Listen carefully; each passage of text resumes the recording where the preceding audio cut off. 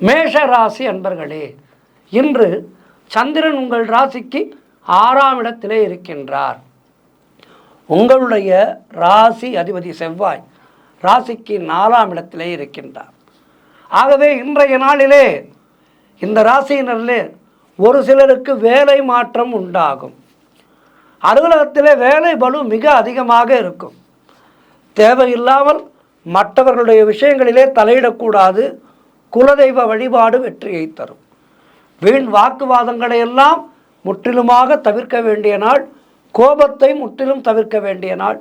மௌனத்தை அதிகம் கடைபிடியுங்கள். காரிய அனுகூலம் உண்டாகும். மேலதிகாரிகளால் நெருக்கடிகள் உண்டாகும். செய்தொழிலிலே புதிய முதலீடுகளை, புதிய முயற்சிகளை தவிர்க்க வேண்டும். வெளியூர் பிரயாணங்கள் செல்வதை தவிர்க்க வேண்டும்.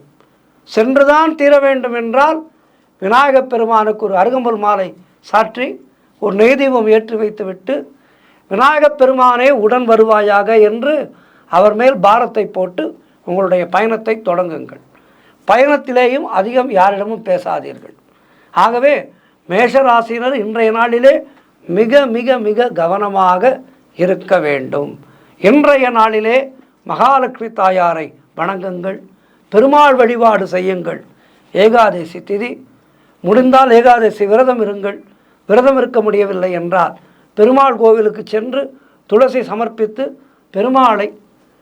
பெருமாளே காப்பாயாக என்று அவருடைய பாதங்களை பற்றி கொள்ளுங்கள். அந்த பச்சை மாமலை போல் மேனி பவழவாய் கமலச் செங்கன் உங்களுடைய வாழ்க்கையிலே துணையாக வருவார்.